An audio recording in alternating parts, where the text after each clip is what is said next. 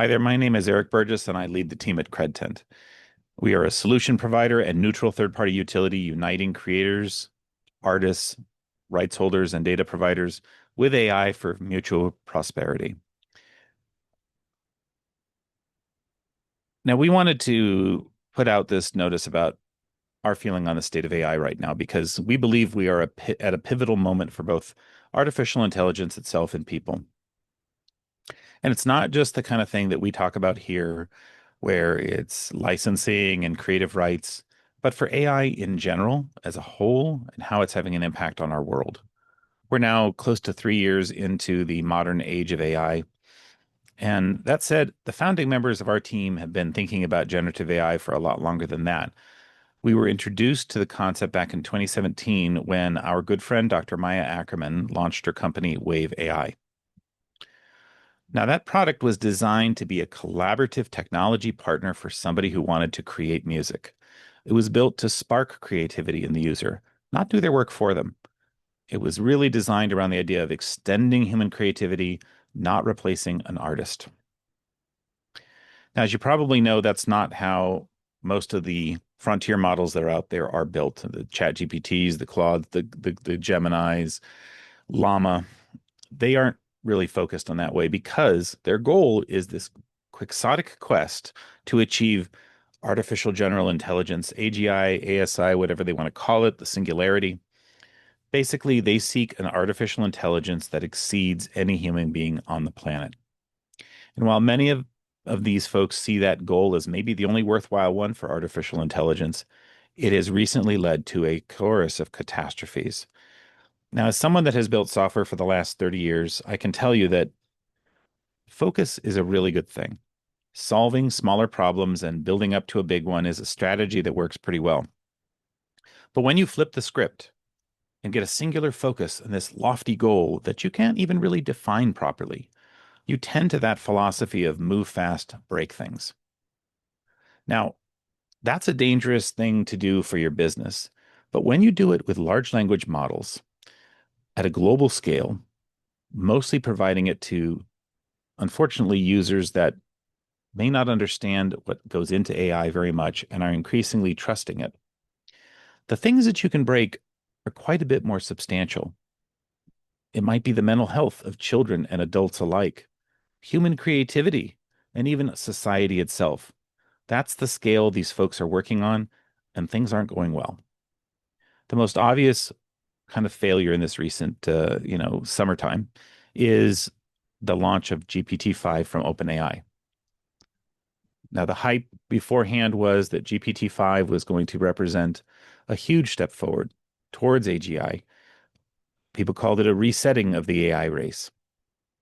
But within 48 hours, they had to reverse the fact that they had rolled it out to everyone, their paid users and their free users combined, basically making the previous models unavailable. A beta test at an unprecedented scale.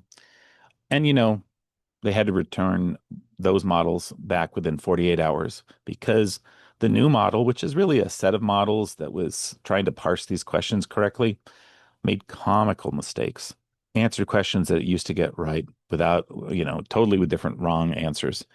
And even like the benchmarks suggested that there was fewer hallucinations. People were very unhappy with the outcomes from GPT-5. In fact, some people just disliked the personality of the model. They said that lost a lot of the charm of 4.0. But to me, this launch signals deeper issues than simple technical glitches. It represents a broader pattern of rushed development without adequate safeguards or considerations for the seriousness of what they're doing and what could be involved.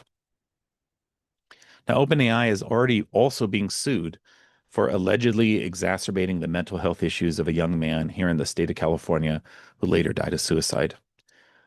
Now, that lawsuit may cost OpenAI a lot of money, but it cost that family everything. And to add to that tragedy, we're already hearing that students are now seeing a reduction in cognitive function because of their over-reliance on these tools. Research out of MIT is showing us that students' aptitude in critical thinking is dropping, their attention is more scattered, and they are not building the skills they need to succeed in life. People in businesses are doing the same thing. They're getting less creative and more accepting of the quote unquote help that they're getting from chatbots. The reliance in these tools is not, as some AI hypesters call it, an evolution of humanity. It's quite the reverse. We are devolving into something less, more accepting of the average, the mediocre responses that we get out of these tools in the rush to get through the creative process to the creative product. MIT also has another release of research that shows that 95% of AI pilots in the enterprise space are failing to provide return on investment. And that's not it. We're seeing an expansion in many cases of further training without consent or payment. Google is now training its AI tools on YouTube videos without any creator consent. Meta's chatbots are having all kinds of problems, including being authorized to have wildly inappropriate conversations with children, as well as using the personalities of people like Taylor Swift and other celebrities to create chatbots without any permission whatsoever, leading to a stock price drop because they know they're getting sued. And that just adds to the incredible turmoil that is happening right now with all of the high profile hires that Meta has been making to try to put together a super intelligence platform. And that group has already lost people that have been brought into the company for hundreds of millions of dollars. And sadly, the plagiarism crisis that's been going on for a long time with AI tools being able to imitate the work of other people and cause problems for market replacement with their work. We're now seeing plagiarism actually extend to human influencers that are using AI tools to basically copy the entire lifestyle and lives of people and put them on their own channels, revealing how these digital platforms have normalized appropriation of everything without consequence. This convergence of failures, from safety lapses to copyright violations to educational harm, represents a dangerous moment that could devastate this industry. Some AI doomsayers are already suggesting this could lead to another AI winter where investment and advancement in the AI world becomes fallow. I don't think that's happening, though. I'm here to say there's some good news and that the tide is shifting, or maybe the white blood cells of society are starting to kick in. We're seeing attorney generals across the nation planning to hold big AI accountable for not protecting kids, something they seem unwilling or unable to do.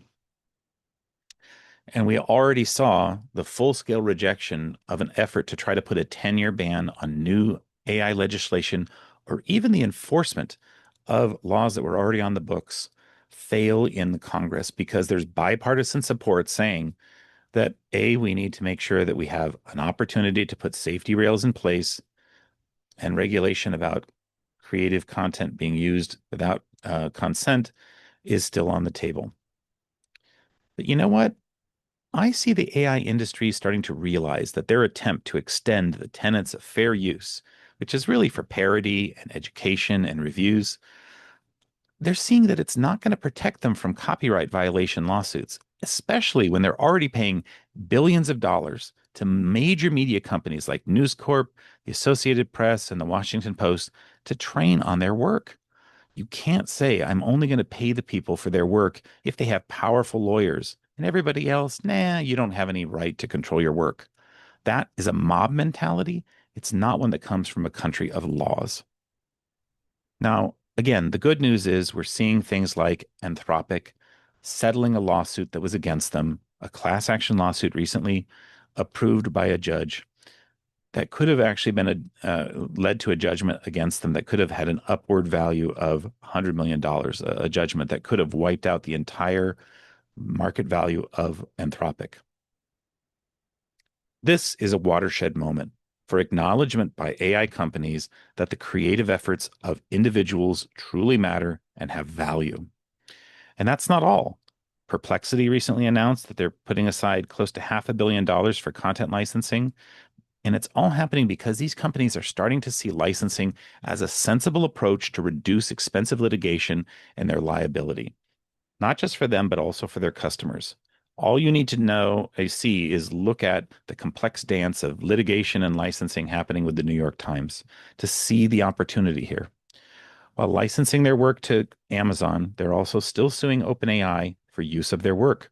We know a little bit more about this because we've actually been contacted about content valuation in that actual lawsuit.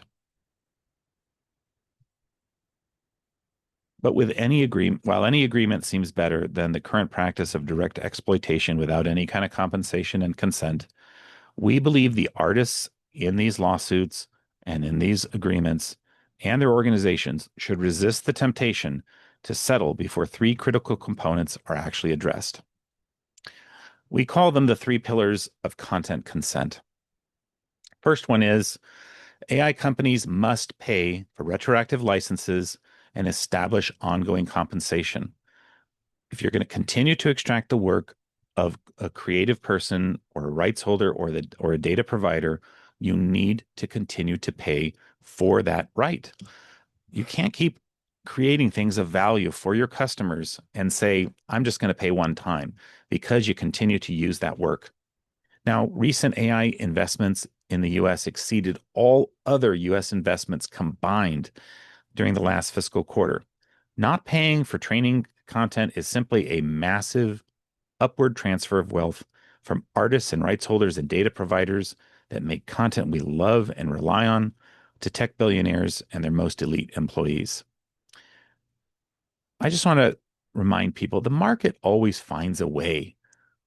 You know, that's what it's great for. And we've seen this before in licensing systems that have successfully adapted to every technological and creative revolution and disruption that's happened, whether it's photocopiers or photography itself to remix culture and streaming services. Solutions already exist for this specific marketplace need. One of them is called Credtent. Second, guardrails need to be put into place. These are necessary to prevent AI tools from directly imitating any creator's work. Current AI tools make it way too simple to generate content in the style of specific artists and creators, generating content that competes directly with the work of the originator. And even mediocre AI generated copycat content can get recommended over an artist's original work because of search, because of paid advertising, or just simply flooding the marketplace. We know this can happen and we know it's a problem.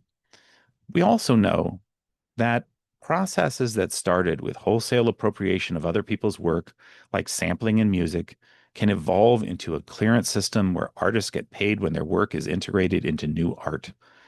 Creativity also can always find novel ways to bloom, even when respecting copyright. Third and last, creators deserve the right to opt out, and AI developers should respect that right. Opt in by default is not fair. Sure, most creative work is already been consumed into these models. They talk about this all the time. We've already swallowed the entirety of the internet. And yet we know that the current models for AI are not the final models we'll ever have. More sophisticated technologies will come to be able to explore our world, and AI companies should think about it now and point attention to a universal opt-out list that Credtent provides to exclude the work from people that are tagged for opt-out from all future models. We should continue championing AI innovation while we're also ensuring that innovation respects the constitutional principles that have made American creativity the envy of the world. Copyright protection was enshrined in the Constitution because our founders understood that protecting artists and innovators drives opportunity and rewards success. Our country is the content capital of the world because we have protected creators' rights to profit from their work and innovators too. That's not just creative industries, that we traditionally think about filmmakers or novelists or musicians. It's people who create copyrighted work in software, blueprints, schematics, processes. If you have the ability to have the intellectual property protection, you need to be able to protect that information against AI tools using your work.